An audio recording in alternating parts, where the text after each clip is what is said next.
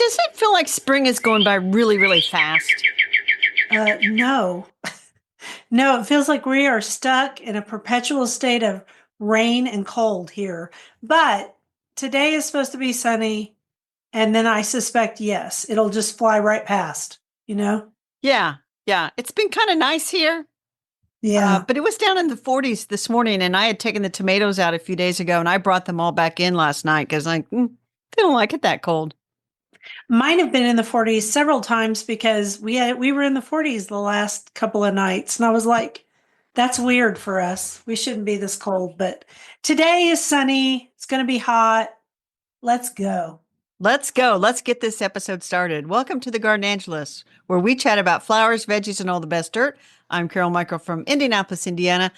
I have a suburban garden measured in square feet. It's about a third of an acre. And I'm Dee Nash from Guthrie, Oklahoma, where in spite of downsizing, I still have a pretty large garden in the country. We are Garden Angelus because we love gardening, and we want you to love it too. Yes, we do. And we aren't afraid to tell all the gardening secrets, our good, our bad, and even our very ugly. But that's enough of this. Let's move on to this week's episode. Okay. Want me to do an update, Dee? I do. You changed the words on me in the intro, and I was like, but that's not enough of who, what, when, where. Yeah, I'd started to do that whole long thing. So, anyway, Okay, well, just for the record, listeners, it's Dee who changes the intro. I didn't change that, did I? Maybe I did. Who You knows? did. Okay, tell me about your update. I don't care. Okay, so last Saturday, I did go to the Johnson County Garden Celebration and the 70, 80 vendors. And so it was great. I bought some plants and got some free seeds. And, then Monday, the roofers came and I wasn't expecting them until Tuesday. So I had to Mm. scramble a little bit to move some pots off the patio, but I got that done. And yes, they did damage some plants, Dee. They think that throwing a tarp over hostas and heucheras is all you need to do, and that'll protect them. And then they could proceed to throw the entire front half of the roof off on top of them. So anyway, Wow. I bet you're yeah, thrilled. Thrilled about thrilled. that. No, but I felt trapped for 2 days while they were here. Yeah. I did have a car out of the garage, but my truck was in the garage, and they had all the stuff on the driveway. But anyway, as soon as they left, I ran down to the greenhouse and bought a bunch of stuff. I got gas for the mower. I mowed the lawn. Anyway, and then Wednesday, yeah. I went to the greenhouse and then I went to a place called Miss M's down south and I went to McCammon's, which is another place that there's road construction. So it's tricky to get in and out of. But anyway, then I went back to the greenhouse. I was just buying plants like a wild woman, but partly my sisters were texting me. Like one of them said, "Hey, I need more impatiens." So I got those. And then another one, she didn't like the color geraniums that she'd gotten. They didn't match this carpet thing that she has on her condo patio. And so I had to go back and get her some different geraniums for her hanging basket. And then yesterday I did speak to the folks at Senior Promise, Franciscan Senior Promise, about gardening, a nice little group, lots of good questions. And I had a race theme for that. And it was kind of fun because my phone kept buzzing in my pocket. And I knew that people were texting me about the new pope. And I finally said, "Well, we have a new pope." My phone's exploding in my pocket. And this lady in the back said, she said, "I know who it is." I'm like, "Just tell us." She said, "We were late. We were sitting in the car waiting for the announcement." Anyway, I also weeded a bunch, several bags of weeds out of here. And I do think days are moving fast. Well, because you're so busy. I But was I like this at the beginning of the month. but I'm very proud because yesterday I didn't buy any plants, Dee. I did. But now you're supposed to say, "Did you get any new plants yesterday, Carol?" Oh, well, I didn't know that was my cue. Did you get any new plants in the mail, Carol, from a certain company who Yeah. doesn't send me plants? Go So ahead. Pan America Seeds, and they're owned by Ball Hort. They sent me some 2026 varieties of petunias and Uh-huh. impatiens. And they have this whole shockwave series, deep Yeah, I've purple, grown them. rose vein, violet, sky blue. And then they have easy wave pink pearl, and then a couple more beacon impatiens. And I think I'm getting some more beacon impatiens. And then they have a really pretty calaburse pechoa. Is that how they say it? Pet Show or Petcoa? I don't know. Yeah. A yellow one called Calibers and a I and say Petcoa because it's Calibracoa and it's a mix between the two. But okay, so two things I want to say about your list. I did yeah. a thing for wave gardening. It was last year, I think, or the year before. And it was a series of reels we did. And I learned all about wave petunias that year because I needed to. So Right. shockwave are their ones that really spread. They're the Yes. ones they spread as much as the very original fuchsia purple or fuchsia 20 to pink. 30 inches, it says on their sheet. Yeah, they spread. So the shockwaves is real spready. Tidal wave is real spready. And shockwave is usually bright colors. Now, what else was on there? There was something Well, there's else. an easy wave, and it says it goes 25 to 32 inches of Okay, spread. so I think easy. Well, maybe I have it all wrong, but that's what I read on their website back in the day. Anyway, Beacon and Patience, if I remember right, are the ones that are really disease resistant. They are. They've been sending me for several years, those. Yeah, And then no wilt. no, the Petchoa is supposed to spread 20 to 28 inches. So these could be some pretty nice sized petunias. And Okay, you so know, I love Petcoas, and I'm going to talk about it in my update. okay, well, do your update because that's all I got. This just a little bit of gardening last week. That's all. I mean, I'm exhausted. Okay, so let's see. I went and visited a new local nursery that's right down the street from me on Waterloo. They invited me over, and it's Front Door Flowers. It's run by two ladies who started out putting together people's pots, and they know everything there is about container gardening.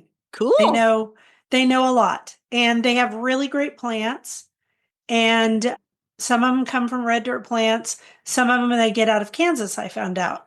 And they had some things I hadn't seen anywhere else. Plus, they had standard or topiaried different plants. And I bought a Duranta erecta, which is purple and looks like a bad hair day. They're one of my favorites. As everyone knows, I'm not into topiary, but I like it when you put something on a stick and make it go boom, like fireworks, right? Hmm. And then they had it underplanted and theirs. And so I did something similar, but a little different twist. And so they will do your pots for you. They also have drop ins that you can just come and buy, which is cool. Yeah. And then they'll show you how to plant your own stuff. So it was a pretty neat place, and I'm really glad. And they're podcast listeners. All right. Yeah, Hey, Front Door Flowers, we love you. they're pretty cool. And then I ran over to Wait a Terracotta. minute. Wait a minute. Forgot to mention Front Door Flowers near you if you're in the Oklahoma City area. They are only open until Memorial Day weekend, and then they open up again in the fall. So good to know. Like Bustani does. Yeah. So, but they got fresh plants in, so that I bought several things. And then I ran over to Terracotta because there was something I needed for that pot. Got it. And I also bought the stuff for my front pots, which I'm going to do probably tomorrow. And then because, they were spring, so I'm going to take that hellebore out, take out whatever else I put in there and plant it where it needs to go permanently. And then I'm going to put some summer stuff in there. And then I ran over to Lowe's because I was trying not to run up to Guthrie, and I was in Edmond because they're North Edmond. And so I ran to the Lowe's, and they have a lot of both Petcoas and a lot of Calibracoas. So we Cool. should say Petcoas, which is, I think, how they're pronounced. They are a mix between a petunia and a Calibracoa. And so Yes. one of the cool things about them is that they have different colors, but also they're not sappy. They don't have that sticky sap on them. And they tend to be tougher in the heat. And so when we went to our what is that called? It's a circle. Our faith in gardening Power Circle. power circle. I couldn't think of what it's called. Two of the guys on there, one of them runs nursery and the other one runs a wholesale nursery, right? Is that right? No, but go ahead. But close enough. Well, they knew about a lot about them. So they were talking about it from their point of view. And they said they have much better heat tolerance. And I said, I think so too. So I bought Super Bell's Magic Pink Lemonade Calibracoa to put, which would be a proven winners because it has super in it. I put it in my kitchen border along the edge to see what it would do, just for fun. And then Super Cow Purple Dawn Petcoa I bought, and I put it on in a bed too to see what it would do. Because I know what they do in pots, but I wanted to see if they would kind of blanket the area. I'm playing. And then I planted seeds for more flowers in the cutting garden. And right before it rained the other night, and Bill was like, "Where were you?" I said, "I was out quickly planting seeds." And it did rain. They got a good soaking. Okay. Want to play favorites? Yeah, but before you do, I want to tell you this Petchoa. The calabash yellow that I'm going to grow is the first one from seed. And it says it takes Huh. the best colors from the calabracoas and delivers them in the habit, flower size, and product form of petunias. So there you go. Interesting. So petunias, I have noticed that with the Petcoas, their flower is a little bit tougher, and it's also not so it's not floppy and Mhm. delicate, and it's also a little smaller. But if you can get a heat tolerant petunia, that'd be awesome. We'll see. I have some in my pots. Okay, so did you have anything about my update? You've been busy, and I approve of you being busy. It keeps you off the streets and out of trouble. Yeah, it keeps me out of the bars, as Bill would say. Not that I go to bars. Oh, let's say something about the Pope. Everybody on my Instagram has been reaching out and going, "Are you excited about the choice?" And I'm like, "We don't know him. I don't know. Well, We know nothing about him." when I was speaking yesterday, I went to speak. So I left here and I had to drop off Impatience at one sister's and the hanging basket at the other. So I left early. And as I'm going down the road, I'm listening to the news and they say, white smoke, white smoke. And I'm like, they said it'll be about 40 minutes. So I dropped off all the plants and I went to my speaking engagement because it was all right in the same area. And so that's when my phone was just buzzing in my pocket. And there was somebody in the back. And I said, they've named the new pope. And somebody in the back said, we know, we waited in the car for the That's announcement. what you That's why we're said. late. Yeah, that's So hilarious. it is funny. But It everybody is funny. My remembers, pocket where were was you? blowing up too. Where were you? Where were you? Where were you? I was driving home from all my plant shopping, and my in laws were all texting each other, all the siblings. Bill's one of seven, and they were all texting each other about it. And one of them is named Leo. So he's very happy Well, because the here's the other Pope has thing. his name. So the new pope has two brothers. I I saw don't the interview of Well, the the one. one interview, he said, yeah, we play Words with Friends every morning and we play Wordle. And, I teased him about having his Red Sox ready for the conclave and had he watched the movie Conclave because this is his first time as a cardinal at the conclave, the new pope. So that was Yeah, because he interesting. hasn't been a cardinal but like 2.5 years. Well, and then the other, I don't know which brother said that there was a woman down the street when they were kids. They played with her kids. And she said to him, you're going to be the pope someday to Pope Leo. Wow, And that's and really interesting. and then the brother in Florida was interviewed and he said the same thing. We always teased him he was going to become the Pope someday. But Because he's super. They said he was the holy one, he was which the is not holy one. which is a Yes. nice thing to have in your pope. So Yeah. there we go. Instead of your brothers, let's not tell too many childhood secrets. Yeah, don't tell too many. Okay, so what's going on in your garden? So the columbine are blooming like mad. And I have the ones called Granny's Bonnet, which are they're not native. They're the Aquilegia vulgaris. And Right. then they're blooming. And I always get those little blue ones. And then people see the blue ones on my posts and things. So I am saving seeds of the bluest. Now, some of the blue are starting to fade into white, but I'm saving a bunch of seeds of that. But they're kind of popping up all over the garden. So I'm saving seeds. I'm going to cast seeds all over my garden. I'm going to save some seeds to send. There's a reader, I think she's in Queens, New York, and she wanted some seed. And so I'm going to send that to her Can later this that summer. sounds lovely. Saving seeds made me think of a Maddie story. You want to hear it? Yes. Yeah, I do. Okay, this morning my daughter Megan called me and she said, "Mom, do you have any delphiniums in your garden?" I said, "No." There's a reason. No, they don't like to grow here. I mean, I have tried to grow them here a couple of times. No, that was in my youth. But I said, "I have a picture of delphiniums. Why?" And she goes, "Because we've read the book Chrysanthemum about 20 times. It's a children's book about a little girl named Chrysanthemum. And all the kids make fun of her because it's a long flower name." Okay. And it turns out that the teacher says, well, I think the name chrysanthemum is beautiful. My name is delphinium. And so I almost always say Claire, Maddie went to her mom and she goes, do we have any delphiniums? I need to see them. And then she goes, no, we do not. And she goes, well, ask Gigi. You ask Gigi today if she has any. So what I did is I have been in England where I've seen delphiniums growing and I have this great picture of them and they're all perfectly staked with bamboo stakes because they're so heavy they flop over. And so I sent her that. Then I sent her a picture of Sheffield chrysanthemums, and there's also a daisy in the book too. So I sent her daisies, and I said, "Here you go, Cool. Megan." So there you go. And just for people who want to know, in both our gardens, you can grow Sheffield mums and you can grow daisies. But delphiniums, now there's a listener / reader over in Columbus, Ohio. I think I it's know she Columbus. says, And yeah. she has beautiful delphiniums. And I'm telling you what, the seeds that I winter sowed, not a darn one of them came up. So I can um, grow larkspur, but I cannot grow I can grow delphiniums. larkspur, but not delphinium. Tell us about your favorite this week. So my favorite this week, besides my granddaughter who loves flowers, which I'm so happy about, she said her mom says she goes out every morning to check to see if the peonies have bloomed yet. Yeah, I love You're it. getting close. It's well for her it is. Yeah, mine are blooming. All right, so it's a cross between the roses, which I've been profiling on Instagram. Goodness, so many roses, right? And then it's the new pot I potted up, which was fun. Or is it the sugar snap peas and lettuce that I had last night out of the garden? So sweet, so good, right?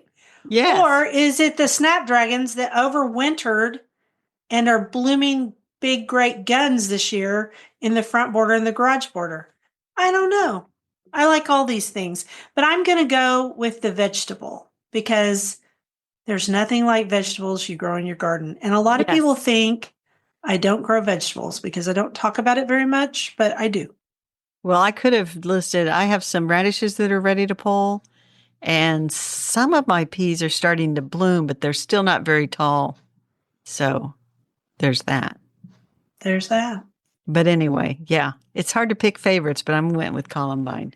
Now we Well, have a this time of question. the, so see, you're superior to me because I just went all over the place. I can't help Well, it. last week I felt like I went all over the place, or I wanted to go all over the place. It's okay. It's spring. We're allowed a Yeah. little spring fever. Yeah. All right. Question of the week. You read it. So Dee got this message. She says, "Hi, Dee. I've caught the gardening bug and just can't get enough. I'm in Piedmont, Oklahoma, and found you while looking for other Oklahoma gardeners. I am desperate to find scented geraniums.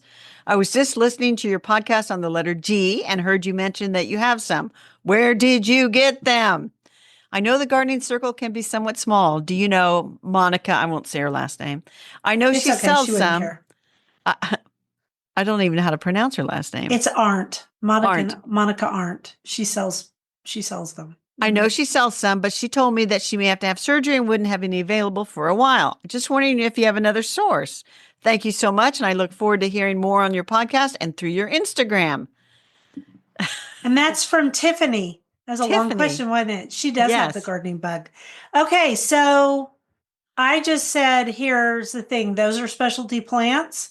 They can be a little tough to source. I bought a few on Etsy and had really good luck. My peacock one came from there. I also mentioned plant festivals because they Mm-hmm. tend to be at plant festivals.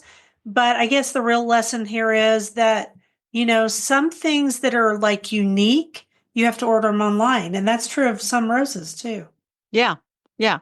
But we encourage everybody, go to every single garden center near you. I have hit several. I think I'm gonna go to another one this afternoon. We I want shall to too. see. We'll And you never see. know. You never know. I'll tell you about when we get to our flower topic. I'll tell you about one I found that I'd never seen before. All right, do that quote.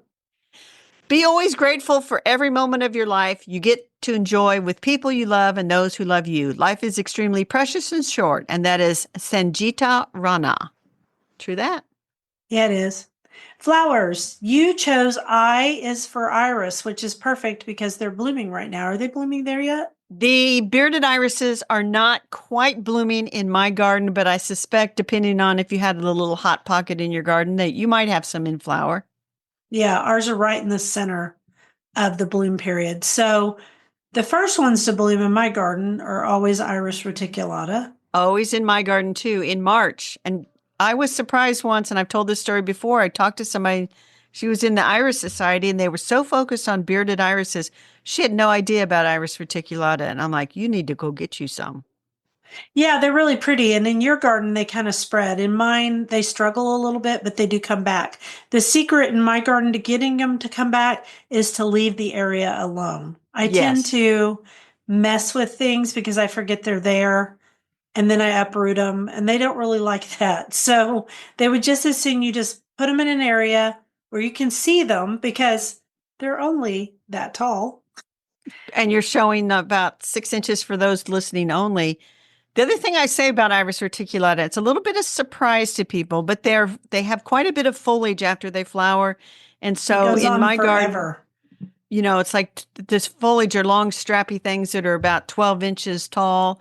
And, you just kind of let them go and eventually they'll die off. And so you have to allow for that little bit of messiness with the Like Iris daffodils. reticulata. Yeah. Yeah, they're both Just, messy, just don't, very just, messy. it's all right. It's okay. Don't worry. Don't worry about it. Just like I'm getting ready to hit the messy time with the daffodils. I can see it because they're starting to flop and just lay there. And they do that for a long time. And I have to say to people, leave that alone because if you cut it, they won't come back, or they'll come back a lot less than what you have. So that's how all of these bulbs and rhizomes are able to send energy into the storage container so that they can bloom the next year and also become bigger.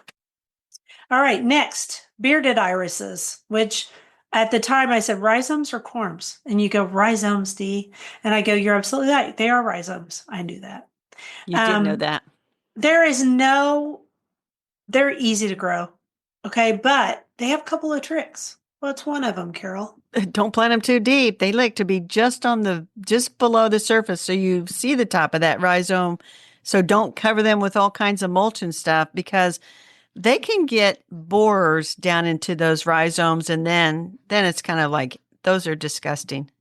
Yeah, you want to pull those up. Now, I know some people who are big iris people who pull those up, cut out the borer, and then they disinfect the rhizome and stick it Use back like a in. bleach solution or something. Yes. A And very, very mild bleach solution. you know what Dee does? I Throws them throw them away. away. Yeah, that's what Yeah. Carol I does. just get rid of them. And then you said these are your old fashioned grandma irises, and they are, but wow, what they do with irises now is so much, Yeah. so much, so Every much. color of the And rainbow is in the iris. yes, which is why I think Iris was like the goddess of the rainbow. All right, so Japanese irises I know nothing about. So Japanese irises, I have some that just kind of come up sporadically. And I still remember Iris in the Little Garden, and it was written by, I want to say Frances McIlvaine, but she might have written The Spring in the Little Garden. It was one of those ladies. But she Mhm. talked about how they took the foliage of the Japanese iris and it's very strong and they used it as a twine substitute. And I I tried remember you that. mentioning that. Yeah. But the Japanese iris, often you will see these in florist arrangements because they're very structural, I guess. Elegant. Elegant. Yeah, Yeah. they are, and vertical, very vertical, Yes. right? Yes. And stand up straight. I skipped Dutch irises, so I'll share quickly. They're bulbs, true bulbs. And years ago, probably 20 years ago, I planted six that I bought at some box store or somewhere. And I have one that came up, but that one has come up reliably for the last 20 years, but it never multiplies. It just comes up, blooms blue and yellow, and then it goes back into the ground, and that's that. I mean, it's kind of funny almost, but I just leave it there. Doesn't hurt anything. Doesn't take up much room. Nope. Haven't had much luck with it. All right, so Siberian irises. Siberian irises like it wet, and I have one, and it's planted in my pond at the pond's edge. So Right. water splashes on it, but it isn't in water. And it's very reliable, and mine's called Caesar's Brother, and I bought it from Bustani Plant Farm. And then you mentioned the Louisiana iris. Irises are very big down in Louisiana. They're Uh, a particular type, yeah. Yeah, they like it wet, and I don't have any in my garden. I don't even know if they would be hardy enough, but I don't think they'd be very happy here unless I planted them in the pond and I only have so many places to put stuff at the what they call edge plants because of yeah. the way Bill built the pond. So So there's two resources we will provide for people for if you love irises. One is the American Iris Society, and I find locally that often the Iris Society and the Daylily Society people are one and the same, and they often share a booth. I think people that are they're into the irises and then they're into the daylilies, and so I think there's a lot of members of both that are in both clubs or there's a lot of something. competition here in Oklahoma City between the Daylily Club and the Iris Club, which I find a chuckle. I don't But see that yes, here. They share we have booth over. space. Well, they should. I mean, it's just because y'all get along so well. There are some people who overlap. The Oklahoma, I don't know if it's the Oklahoma City Iris or Oklahoma Iris. I can't remember, but it is a very popular club, a very big club here. And then the other thing is Shriners Gardens is mail order iris place, started in 1925. So this is their 100-year anniversary, and have a family owned business that's been around for 100 years and is still going is glorious. And what, three? I ordered 3 irises from them this year to put in my purple and gold garden. There You you know, go. But anyway, Florette Farms, they did a documentary on them, which is now on YouTube. It's about 15 hmm minutes, and I haven't watched the whole thing yet, but I think that would be something that is on my playlist. And if you watch stuff like So that, it'll train that algorithm that you want to see gardening content. yes, instead of old cars and World War II, which is where Bill has stuck mine.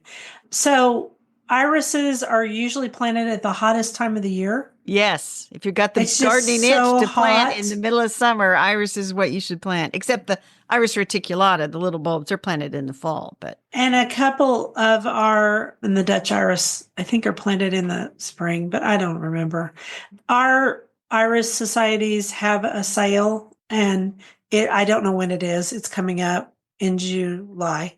And there's a big show, which is probably going on right about now. And I wanted to say that we have a local iris hybridizer, and his name is Hugh Stout. And he has Stout Gardens at Dancing Tree, unless something changed this year. And he sells irises and daylilies. now I will say that you can find potted irises blooming this time of year, and I would not hesitate to buy those. I would buy those and plant them Uh-huh. this time of year. Not a problem. It's when you're going to dig and divide them, or if you're buying the dormant rhizome, that's when you plant summer. Right, right. So, and just remember, plant it just where the roots, it's a long rhizome, and then there's little roots at the bottom, and then the spear comes up of the leaves, the shield. And so you want to plant it right where the sun shines on that rhizome. So only half a rhizome deep, I would say. And, or just get the roots in the ground, basically. Don't mulch around them. I once had a lady who helped me in the garden occasionally, and I could not get her to stop mulching my irises, and bless her heart. Okay, and so for our iris in our newsletter, I'm going to share the piece I did on Instagram about my mother-in-law's irises, Marie's irises. They're pink. Okay. Yeah, I'll make a note of that so that you can do that. You'll Yeah, remember. yeah, or I'll listen to this because now that I write it every week, I listen to it pretty extensively. All right, so want me to do the quote? Well, no, I have one more ice flower that just popped up. Oh, of course, Have you ever grown Iresine? many Irees. times. I have never, they don't sell it at Quartz, and I went to another place and they had one called Blazing Rose, and it's a really dark leaf with red veins. It's real And pretty. it I've says it grown it. does pretty well in the shade. And I'm like, I know where I'm going to plant that in a container that gets quite a bit of shade. So anyway, I think of it as almost a substitute for coleus in some ways. In some ways, or gosh, Duranta maybe. I mean, or out It's that not other going to one that flower starts at with an all. A. No, not in this particular deal. So there's an irisine that is when I was growing up, they called it the bloodleaf plant The or same the thing. That's it. chicken gizzard plant. Yeah. And there's different irisines too. There's dark ones, there's green ones, there's all different kinds of ones. Alton and Thera. It reminds me of Alton and Thera because they both have they're both grown for the foliage. They both like hot weather. do really well in hot weather. And then, they're tropical and they don't Right. bloom. Well, They're the just difference, good plants. I bought Alternithera too. I bought a yellow flowering Oh, Alternithera, yellow leaf, I should say, not flower, I was going leaf. to not flower. Yeah. But it said that it wants more sun than, and I thought, well, I would say in your climate, both of these plants want sun. okay, well, they're not going to get a lot of sun, but we'll see. Put them toward the front of the border, I over was, in the August bed or something. I'll figure out something. They're not going to overwinter, so I'll just figure out something. There you go. I've grown them a lot because they're a good summer plant here. All right. If you truly love nature, you will find beauty everywhere. Vincent van Gogh. And so for vegetables, you chose insecticides and insect repellents. No, I did not choose insecticides. I chose insect repellents in the garden.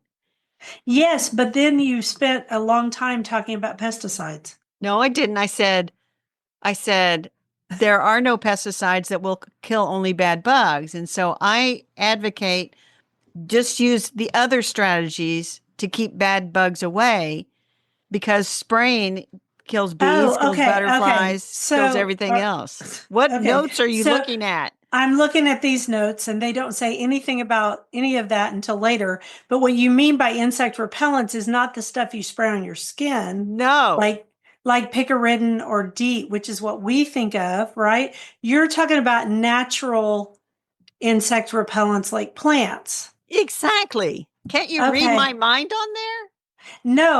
No, apparently not. Because I was like, I read this whole section, I read it twice, and I was like, I have no idea what we're doing, but I should have just been quiet. You could explain. No, no, no. What I tell people is, do they say, do you spray insecticides in your vegetable garden? And I say, no. No, If I want pesticide laden vegetables, I just buy them at the store because, that's, true. but in the vegetable garden, we have many strategies and and I brought my book in here, I did Plant not. Partners, Science-Based Companion Planting Strategies for the Vegetable Garden by Jessica Walliser. This book is It's a many great years. book. It's a great book. I don't know how old it is. 2020 it came Couple, out. oh wow, 5 years ago. I was going to say, oh, a couple of years ago. Couple But life couple moved. five. Couple Couple five. five. Yeah. So this is It's a from great book. Yes, it is a great book. And so Jessica did all the legwork and the research and she cites scientific studies. So She's I an often refer to entomologist, yes, she's an in entomologist. addition to being an editor, a procurer, and also a writer and a gardener. So she's Yes. pretty smart, chica. Yes, she is. And so she talks about trap crops that will trap bugs away from the what you really want to grow. And then Uh-huh. like I've been planting nasturtiums around my squash plants since she recommended that.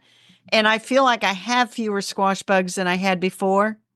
So that's one method is do your homework and think about what could I plant with these other plants in order to keep them insects away from them. Either by the Uh-huh. insects don't like the scent of that other plant or the insects prefer something else. Yeah, like planting cabbage near down because cabbage moths love cabbage the most. They'll eat other cold crops too, but if you plant a cabbage, you can be sure that they're going to go to it first. So, and then you might want to squish those little creatures because Yes, you eventually they should. will find all your other Well, stuff too. then you go to the other strategies like you can cover with horticulture cloth and you did that with you had that one bed that had a cover on it for your Uh, squash and you would cover it it. worked, but I had to hand pollinate it. Yeah, I was going to say it works, but it also keeps out the pollinators. And if a crop like squash that requires pollination, you're going to have to hand pollinate, or, you could leave the thing up for a while and see if the bees come along and then close it. Oh, I did that too, and then I had squash bugs. I mean, the Yeah. squash bugs love it here. And the problem for us with nasturtiums is they're done by the time we do squash. So it just doesn't. It works. Different things work in different places. Right. And the other thing I was going to say, the horticultural cloth, though, is really good for the cold crops like cabbage and broccoli and Brussels sprouts, where it does keep them out. Yeah. And then, What you're basically talking about is integrated pest management, where you start with yes, the least thing first, and then you move up the scale of toxicity, basically. And Right. I will say, even though there's no pesticide that only kills one thing, there are diseases, insect diseases like BT, Bacillus thuringiensis. Thuringiensis. Yeah, you can spray that and get rid of, say, cabbage worms. But there's a caveat. If you spray that and it drifts and gets your butterfly eggs or your butterfly caterpillars, it would be the caterpillars because they have to eat it, then that might be a problem. Another thing is using, that grasshopper disease. So that's a step up on the toxicity scale. It doesn't kill everybody, but if you're spraying a true pesticide, it's broad spectrum and it will kill. Broad spectrum means it gets everybody. Well, two other strategies. One is we've talked about sometimes planting a little later. Like when I plant my eggplant later, and I'm talking almost like June 1st, I have far fewer problems with flea beetles than if I plant them sometime in May. So it's like they skip over it. Yeah, that's another strategy too. And Yeah. then hand picking tomato hornworms. So if you see you've lost foliage on your tomato, you find the hornworms and pull them off gently. Yeah. And can we just say this thing about hornworms? Okay. A hornworm is not the beautiful sphinx moth. It's a different type of moth. And I didn't look this up again and I see this given out as bad information all the time. I'm not saying kill your hornworms. I don't care. Use one tomato as your sacrificial plant if that's what you want to do. It's very Zen like, as my friend said. And that's what I do because they don't bother me.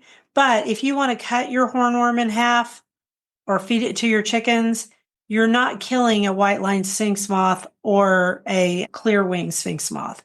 You're killing, I'll look it up while you talk, what it is Okay. exactly. Well, the other thing, of course, we talked incessantly about crop rotation is planting crops in different areas of the garden every year so that the insect pests that might be overwintering would wake up and not find squash there next year, which is then the second thing, which is to throw out the spent vegetable plants. So if there's squash vine borers living inside those vines, they will end up in the trash.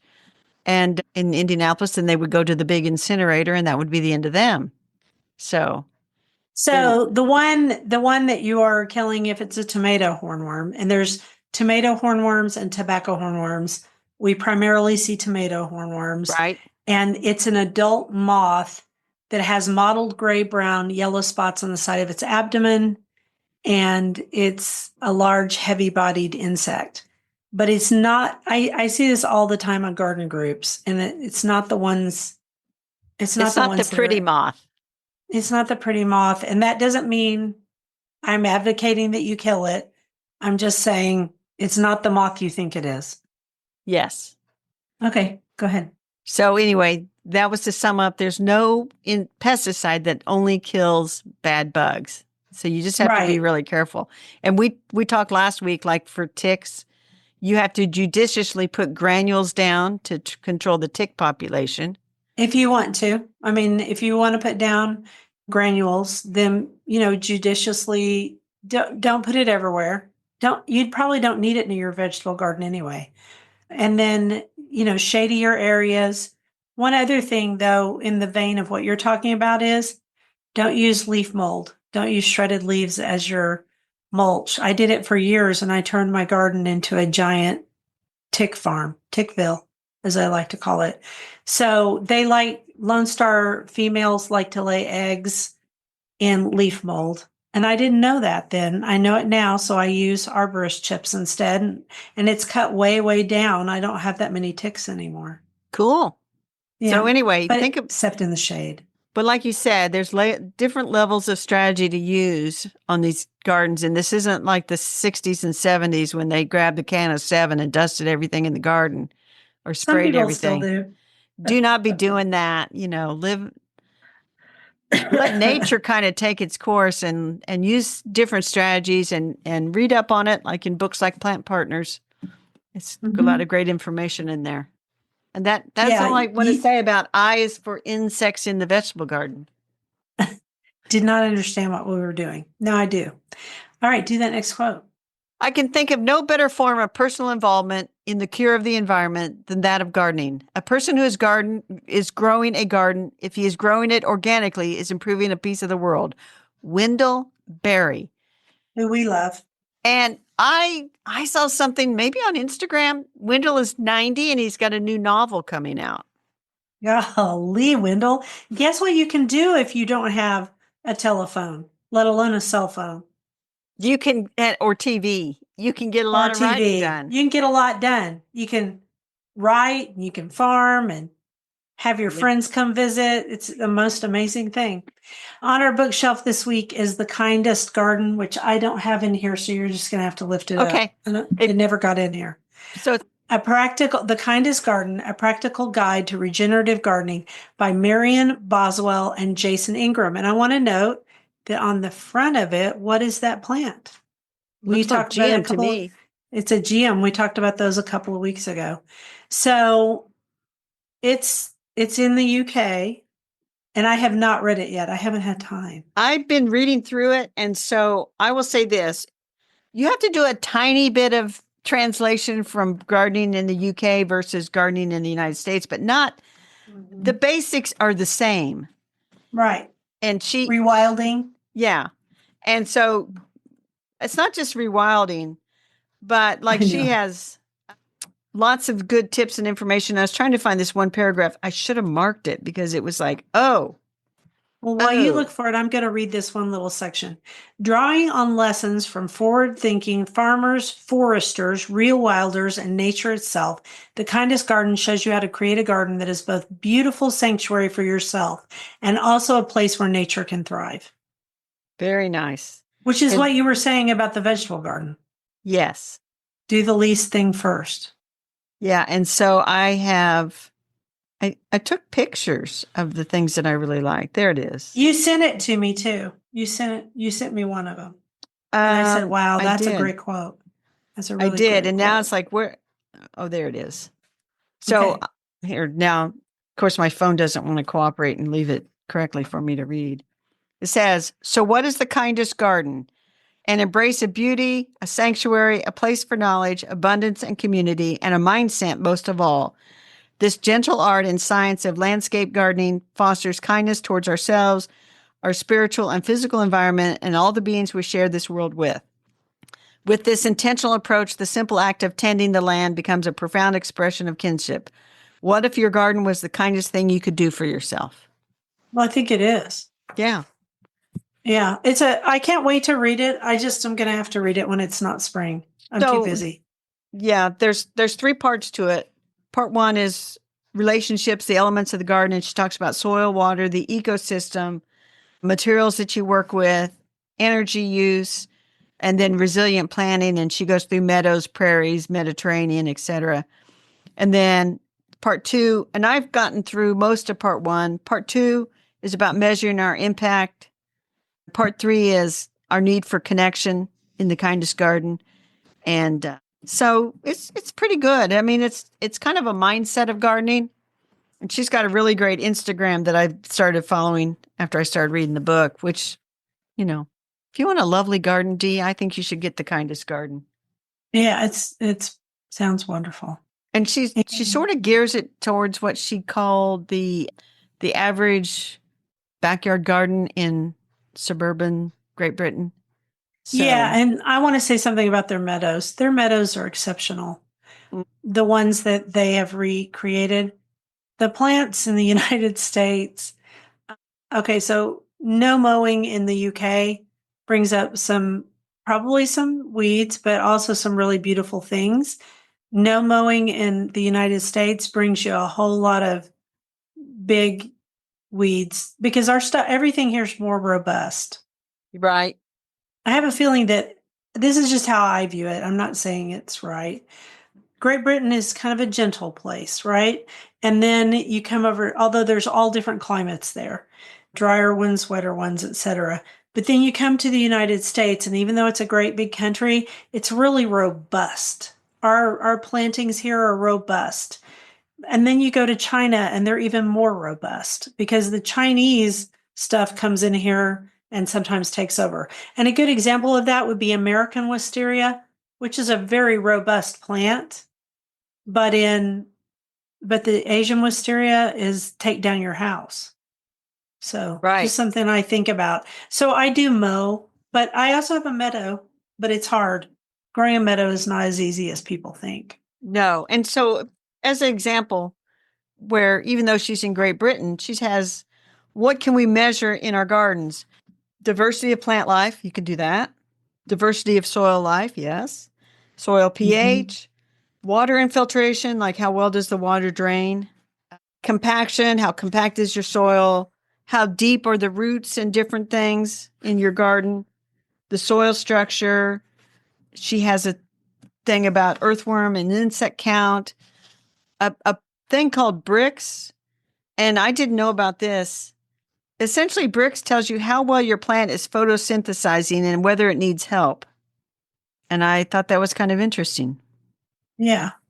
And then soil biology and minerals. So those are things that we should be thinking about in our garden as well, and not just, it's not just all about Great Britain, but some of her plants and stuff, the gardens are, I don't want to say fairly small, but fairly small. So you have to think about and translate to whatever you have. So Yeah.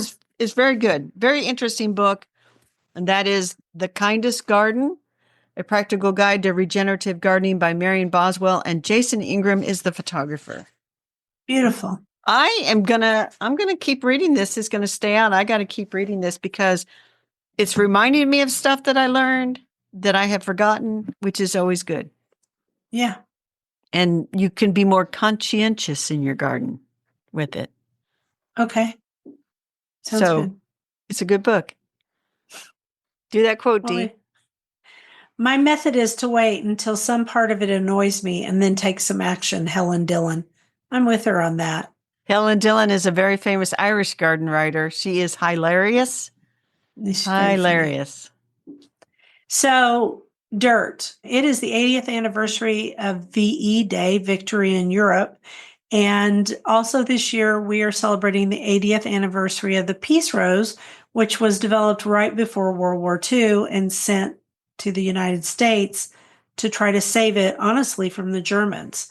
They packed up the few plants they had, and I think it was from the Meland nursery. And they sent, yeah, Meland. It probably doesn't pronounce the D, but whatever. And they sent it here to the United States, and then a nursery here grew it on, and then it was named Peace in honor of the hope for peace before, long.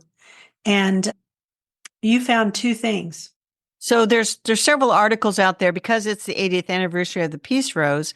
You can find tons of articles out there. And then there's a children's book called A Rose Named Peace, How Francis Milan Created a Flower of Hope for a World at War. And that is actually sitting at the library waiting for me to pick it up to have a look see. So I wanted to see that book. But when I was at the Johnson County Garden Celebration, the Indianapolis Rose Society had a booth there, and I stopped, and of course they're trying to get me to buy a rose, and I did not succumb. I don't know how.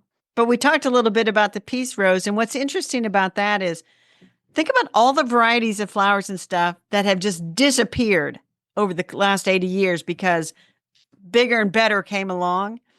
And Mhm. so, as they would say, there are better roses than the peace rose, more disease resistant, but there is no other peace rose. No, people love that rose, and it isn't, the breeding's better now. And there are roses that look like it, but the peace rose was one of the first roses I ever grew. Yeah, and so it's I guess, a sentimental favorite, and people want it. It has And flowers so, about that big. It's huge. They're huge. if people want it, then they will keep growing it. If you're going to grow it, you need to grow it somewhere where it gets really good sunlight and away from other roses. It's rather disease prone, but that's okay. It's in a lot of genetics in a lot of the modern roses, which is cool too. And then I watched in connection with VE Day, I watched a really cool show on Netflix, which was where they took footage of all kinds of things that went on during the Blitz. There was a lot of footage during that Right, time right. in London and in different places like Coventry where they were bombed, different places. And they took that and then they took people's letters and their diaries And then if they could, they had the people read them. And then they colorized the footage, but they made it vintage. So it looked like it had all, it wasn't modern color. It had that edginess that old color used to have. Right, right. And then they would mix all of these together to tell the story of the Blitz. It was really fascinating. I watched it over 3 nights and it wasn't that long, but Bill kept falling asleep. So I would pull it up the next day. And it was just touching, deeply touching, because they followed like 3 or 4 different people. One was a firefighter, one was one of the map planner pushers, one of the Right. women who kept track of the battles. One was her boyfriend, who was a fighter pilot, and the fireman was only 17 years old. And Well, the other was another young woman. So it was 2 men and 2 women and a little boy. on the shelf back here, it's right in this section over here, I think. She is pointing to her bookshelves. I have a book that is the diary of a woman in World War II in England. It's fascinating, and I'll put a link to it in the show notes, because if you can find it, I know they put it out in paperback, but she talks about, going down into the Into the tube. shelters. They wouldn't let them in there at first. They wouldn't let them into it, and they had to get in it, which I didn't know. So I just found it too. It's called Britain the Blitz, and I'm going to link to it right now while we're thinking about Okay. it. I was going to say on Okay. Instagram, I saw a little clip of the great great grandson of Winston Churchill, and he's probably like 10 years old, but he was at a church service a few days ago or yesterday or whenever, reading Winston Churchill's one of his speeches that day, which Famous was very speeches. touching. So, Yeah. It is very touching. I mean, they were really going at it kind of alone. I mean, we yeah. were helping with supplies, but that was it at the All right. time. I'll do a All quote. right. We'll talk about rabbit holes. Plant your seeds in your bulbs, and the great artist will come down and work with you. Your hoe will become a wand, and beauty will spring from the dead brown earth which you have touched. He will break up the rainbow and paint the blossoms with the pieces, and you will feel a thrill of joy at thought of partnership with him who made the world so beautiful. And that is by Mrs. Charles H. Stout, the author of The Amateur's Book of the Dahlias, 1922. 1922. Okay, what was Mrs. Charles H. Stout's first name? Do you remember? I have that in my notes, and I do not have it. That is my rabbit hole. I'm doing research on Mrs. Charles H. Stout and also Helen Morgenthau Fox. One of them will be the next Lost Lady of Garden Writing, and I will look up Mrs. Charles H. Stout's first name. Yeah. I always feel like we're a little bit erased back then when I look at the plates of all the women who won awards for their great Mrs. irises. Charles H. Stout. Yeah, I would be Mrs. William K. Nash. And I'd be like, I don't know. Okay, so rabbit holes. While you're looking that up, That was my rabbit hole. Oh, That then it's well, I guess, okay. The quote was your rabbit hole? Well, the quote came from my rabbit hole. Got it. Okay. You just smoothly went in there and I didn't I realize just you were smoothly went in sharing there. your- I am so Yeah. confusing for you these days. Yeah, you're just jiving and moving. Okay, so I'm in the Petunia calibricoa petcoa rabbit hole. And I have already said that one of the great things about petcoas is that they are not sticky and they're also tougher. And they have weird colors, which I think they're trying to unmuddy the colors a little bit because some of these colors, like they had a bunch yesterday at Lowe's, they were in small pots and they were that amber fall kind of, and I thought nobody's going to plant those right now. Those look like fall. So I think they're trying to do that. So what's your garden commission, Carol? Well, before that, I have Mrs. Charles H. Stout's first name, What is her first name? Henrietta. I like it. And I will tell you this, in Maybe the she didn't like 1920 it. census, Yeah. she has 4 maids at her house. Dang, Charles was good to her. Alice, Kate, Nora, and Margaret. And she also had her mother-in-law living with her and her son, who was 16. They had 4 maids at their house in New York. Well, if she had her mother-in-law living with her, she deserves. She lived in Manhattan on East 66th Street. Wow. Okay. She was from Manhattan, no less. No wonder she had time to write. She had people to take care of the She's house. actually from New Jersey. She moved to New Jersey. Oh, Interesting. goodness gracious. By 1930 she has an adopted daughter and only two servants, and her husband has died. So there you go. Well, he's not bringing home the money, so she's not as Henrietta. rich. Now we can talk Okay, about garden Henrietta, commissions. you go ahead. I need to do a lot of planting because there are a lot of plants out there. I also need to do some weeding out in that vegetable garden, set up the tomato stakes. I actually might plant my tomatoes. We'll see. I have one more, I call it a mini speaking engagement for the local garden club that wants to come to the greenhouse, and I will talk to them about new plants. And Mhm. then I have garden club this week. We're going to the Indiana Medical History Museum and garden. They have all kinds of herbs and stuff. So, and then, Nice. just it's go time out there. I'll probably mow. I don't know. I might mow this afternoon. I don't know. I just don't know. How about you? We mowed we mowed twice this week because it was that crazy. He Yeah. mowed it on Bill mowed it on Saturday when it finally quit raining for a little bit. And then Luz came and mowed again yesterday and it needed it.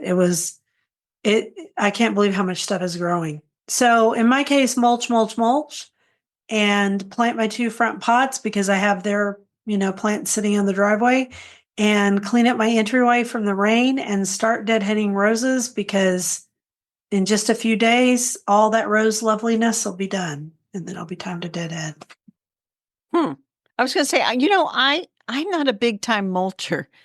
I'm not, I just try to plant things up. I do need to edge all the beds in the back because they don't have edging around them, but I'm just not a big I don't mulcher. think you have as many pernicious weeds as I do. I'm, here in paradise. I just don't know. Also, we can edge all we want to, but Bermuda still comes in. There you So go. you got to be tough and pernicious to live here. Oh, not here in paradise. Just kidding. Look, Dee's rolling her eyes. I That's it, am. Dee. We are done with this episode. Thank you for listening to The Garden Angelist. Hit that subscribe button so you don't miss a single episode. We publish every week on Wednesdays at 12 a.m. Eastern Time. If you subscribe to our free newsletter, you get a link to listen to the podcast a day early and links to the products we discuss. Some are affiliate links. Plus, go over to YouTube and see us in person. Person. Full episodes now show up on Tuesdays. If you want to help support us, use our affiliate links. If you buy something after clicking through on them, we're in a small commission and it costs you nothing. Or you can set up a monthly subscription through Buzzsprout or make a one-time donation through PayPal. We want to thank everyone who has done so. It helps us pay for podcast hosting. It was lovely to chat with all of you over the garden gate. Bye until next week. Bye, everybody.